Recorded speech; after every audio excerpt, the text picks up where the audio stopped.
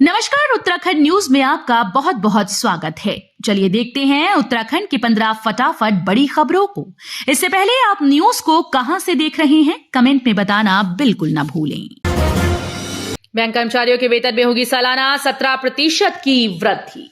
भारतीय बैंक संघ और बैंक कर्मचारी संगठनों के बीच शुक्रवार को 17% की वार्षिक वेतन वृद्धि पर सहमति बनी। इससे सार्वजनिक क्षेत्र के बैंकों पर सालाना 8,284 करोड़ रुपए का अतिरिक्त बोझ पड़ेगा। इस बीच All India Bank Officers Confederation ने कहा कि महीने के सभी शनिवार को छुट्टियों के रूप में मंजूरी देने पर भी सहमति जताई गई है।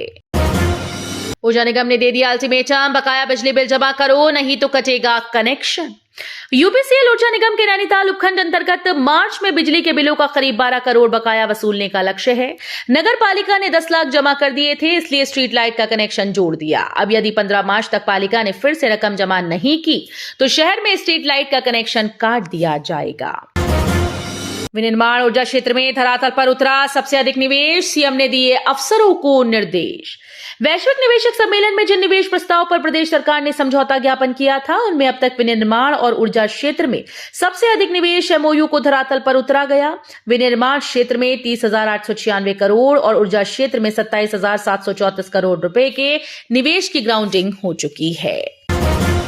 पीएम मोदी ने अरुणाचल प्रदेश में सेला सुरंग का किया उद्घाटन। प्रधानमंत्री नरेंद्र मोदी ने शनिवार को नॉर्थ ईस्ट के राज्यों में 55,600 करोड़ रुपए की परियोजनाओं का उद्घाटन किया। इन योजनाओं में सामरिक रूप से महत्वपूर्ण सेला सुरंग भी शामिल है। ये सुरंग अरुणाचल प्रदेश के तवांग तक हर मौसम में संपर्क सुविधा उपलब्ध कराएगी। बता दें कि प्रधानमंत्री नरेंद्र मोदी ने ईटानगर में एक कार्यक्रम के दौरान नॉर्थ ईस्ट के राज्यों मणिपुर, मेघालय, नागालैंड, सिक्किम, त्रिपुरा और अरुणाचल प्रदेश में कई परियोजनाओं का उद्घाटन और शिलान्यास किया। पिथौरागढ़ और मुनस्यारी में 500 हेक्टेयर में बनेगी टिमरू वैली, लगाए जाएंगे खास पौधे। वर्तमान में राज्य सरकार के उपक्रम सगंध पौधा केंद्र के तकनीकी सहयोग से 109 अरोमा क्लस्टर विकसित किए गए। इनमें 24,454 किसान 8,602 हेक्टेयर क्षेत्र में सगंध पादपों की खेती कर रहे हैं। वैश्विक निवेशक सम्मेलन में ये इत्र और परफ्यूम प्रधानमंत्री नरेंद्र मोदी को भेंट किया गया था। अब मिशन टिमरू को धरातल पर मूर्त रूप देने के लिए कार्य योजना तैयार की जा रही है। आयुर्वेद विभाग में 8 उच्चीकृत अस्पतालों के लिए 82 नए पदों की मंजूरी, सचिव आयुष ने जारी किए आदेश। प्रदेश में 8 उच्चीकृत आयुर्वेद अस्पतालों के लिए 82 नए पद सृजित करने की मंजूरी मिल गई। इस संबंध में सचिव आयुष डॉक्टर पंकज कुमार पांडे ने आदेश जारी कर दिए। शीघ्र ही विभाग कई पदों पर भर्ती प्रक्रिया शुरू करेगा। रसोई गैस कीमत में और कमी संभव, पेट्रोल डीजल के लिए फिलहाल ना है।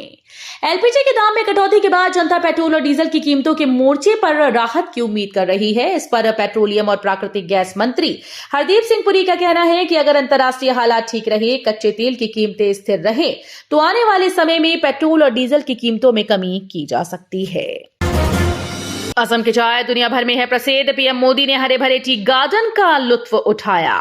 प्रधानमंत्री नरेंद्र मोदी ने शनिवार को असम का दौरा किया। इस दौरान उन्होंने पूरे विश्व में प्रसिद्ध असम के चाय के बागानों का भ्रमण किया और चाय मजदूरों की कड़ी मेहनत की सराहना की। पीएम ने एक्स पर अपनी तस्वीरें शेयर करते हुए कहा कि असम अपने शानदार चाय बागानों के लिए जाना जाता है और असम की चाय ने पूरी दुनिया में अपनी जगह बनाई है। जॉलीग्रांट एयरपोर्ट से इंटरनेशनल उड़ान की तैयारी, देहरादून से हो सकती है सबसे पहली फ्लाइट की शुरुआत। देहरादून एयरपोर्ट पर इंटरनेशनल फ्लाइट उतारने के लिए कवायद शुरू की गई है। यदि सब कुछ ठीक रहा तो आगामी कुछ समय बाद जॉलीग्रांट में छोटे विमानों से अंतर्राष्ट्रीय उड़ानें शुरू की जा सकती हैं। देहरादून एयरपोर्ट को अंतर्राष्ट्रीय एयरपोर्ट बनाने की कवायद करीब 4 साल पहले शुरू की गई थी। देवेंद्र झाझरिया निर्विरोध चुने गए पीसीआई के नए अध्यक्ष, कहा इस बार 30 के पार। पैरालंपिक में 2 स्वर्ण पदक जीतने वाले देवेंद्र झाझरिया शनिवार को निर्विरोध भारतीय पैरालंपिक समिति के अध्यक्ष चुने गए। सभी नए पदाधिकारी निर्विरोध चुने गए। पीसीआई के चुनाव अध्यक्ष, 2 उपाध्यक्ष, महासचिव, कोषाध्यक्ष, 2 संयुक्त सचिव और 5 कार्यकारी समिति सदस्यों के पदों के लिए हुए। शुरू में 8 उम्मीदवारों ने 5 कार्यकारी समिति सदस्यों के पद के लिए अपना नामांकन पत्र दाखिल किया। अपनी युद्ध क्षमताओं को और मजबूत करेगी नौसेना, वर्तमान और भविष्य की योजनाओं की हुई समीक्षा। भारतीय नौसेना के शीर्ष कमांडर्स ने समुद्र में देश के सामने आने वाली सुरक्षा चुनौतियों की व्यापक समीक्षा की और रणनीतिक रूप से स्थित द्वीपों समेत अपनी युद्ध क्षमताओं को और मजबूत करने की दिशा में काम करने का संकल्प लिया। अयोध्या में अब 5,200 वर्ग मीटर में बनेगा उत्तराखंड आवास। योगी सरकार ने बढ़ाया भूखंड का क्षेत्रफल। अयोध्या में राम मंदिर के पास अब 5,200 वर्ग मीटर भूखंड पर उत्तराखंड आवास बनेगा। मुख्यमंत्री पुष्कर सिंह धामी ने यूपी के मुख्यमंत्री योगी आदित्यनाथ से भूखंड का क्षेत्रफल बढ़ाने का अनुरोध किया था। 2 दिवसीय दौरे पर पहुंचे दुष्यंत गौतम, प्रचार वीडियो वैन को हरी झंडी दिखाकर किया रवाना। भाजपा के प्रदेश चुनाव प्रभारी राष्ट्रीय महामंत्री दुष्यंत कुमार गौतम पार्टी चुनाव अभियान को गति देने के लिए 2 दिवसीय दौरे पर शनिवार को उत्तराखंड पहुंचे। इस दौरान वो टिहरी और हरिद्वार लोकसभा क्षेत्रों की चुनाव प्रबंधन समिति एवं सख्त संकल्प अभियान के तहत कई वर्गों के साथ बैठकों में शिरकत करेंगे। दिल्ली में टीचिंग और नॉन टीचिंग के पदों पर निकली बंपर भर्ती। 19 मार्च से करें आवेदन। दिल्ली में टीचिंग और नॉन टीचिंग के पदों पर बंपर भर्ती निकली है। Delhi subordinate service selection board की ओर से जारी हुए नोटिफिकेशन के अनुसार PGT, junior engineer, assistant sanitary inspector, laboratory assistant और स्टेनोग्राफर समेत अन्य पदों पर वैकेंसी निकली है। पोखरण में तीनों सेनाएं संयुक्त रूप से करेंगी भारत शक्ति अभ्यास। पीएम मोदी हो सकते हैं शामिल। सेना के 3 अंगों का संयुक्त अभ्यास भारत शक्ति 12 मार्च को राजस्थान के पोखरण में आयोजित किया जाएगा। इसमें स्वदेशी रक्षा उपकरणों की क्षमता का प्रदर्शन होगा। सेना के एक शीर्ष अधिकारी ने शनिवार को कहा कि इस अभ्यास में प्रधानमंत्री नरेंद्र मोदी के शामिल होने की उम्मीद है।